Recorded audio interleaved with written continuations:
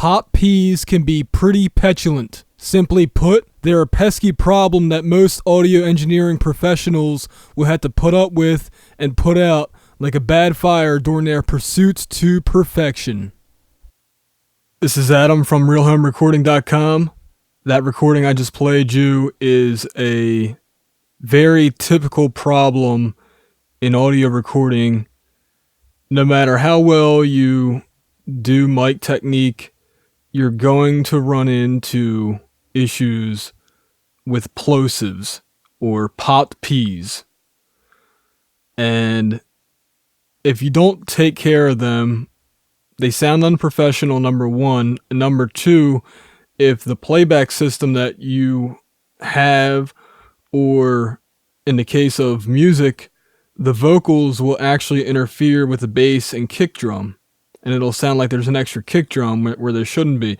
You know, I hear commercial releases with pop peas. And the engineer should know how to take care of these, but since a lot of people don't, I'm going to show you. It's really, really simple. So, alright, so I have my audio here. And number one, this track is going to need a high pass filter. I usually put one about 80 hertz. And then I'm going to copy this down to this track. But, and what that'll do is that'll actually eliminate some of the plosives right away. Pop peas can be pretty petulant, simply.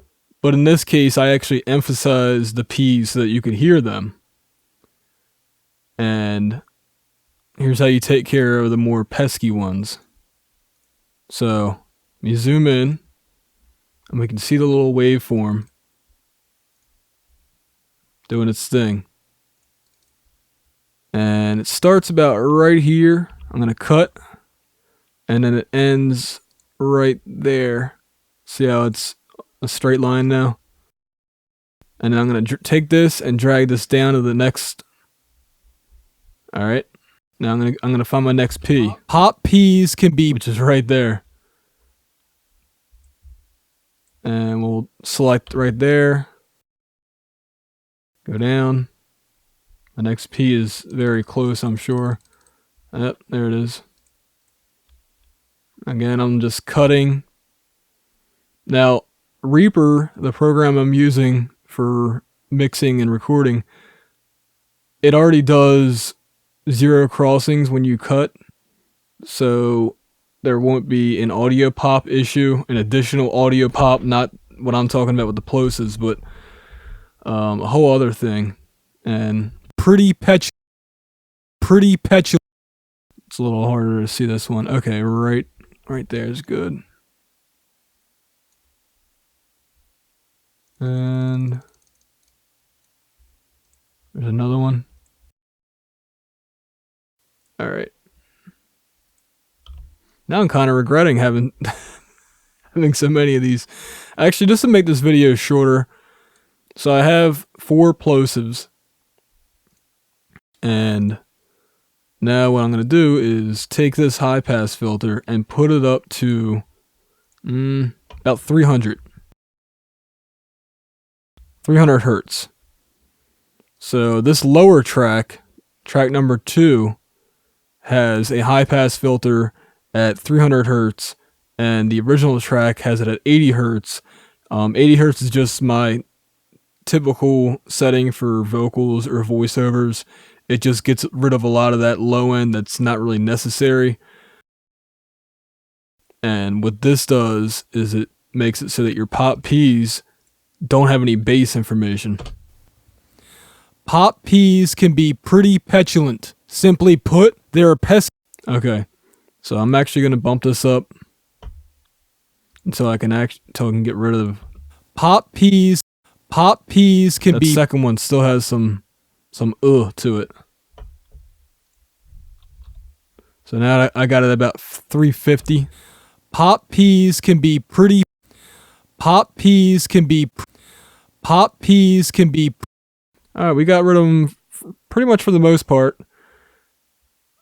I would even go a little bit higher if you need to, but it sounds okay to me. Pop peas can be pretty petulant. I mean, that's a huge difference from when it's off. Pop peas can be pretty petulant. Pop peas can be pretty petulant. Pop peas can be pretty petulant. Oh, you know what? One thing I forgot to do is raise the volume. You may actually need to make it a little bit louder. Pop peas can be pretty petulant. Okay, so that's before, and now here's with the filter. Pop peas can be pretty petulant. There we go. Gone. Like magic. Like I said, you might want to bump it up maybe like 2 decibels because when you eliminate the low end, it does bring the volume down for the second track. Pop peas can be pretty petulant. But there you go. There's, you know.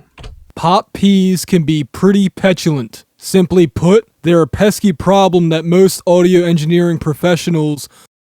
Gone. This has been Adam from RealHomeRecording.com. I hope you learned something, and I'll see you next time.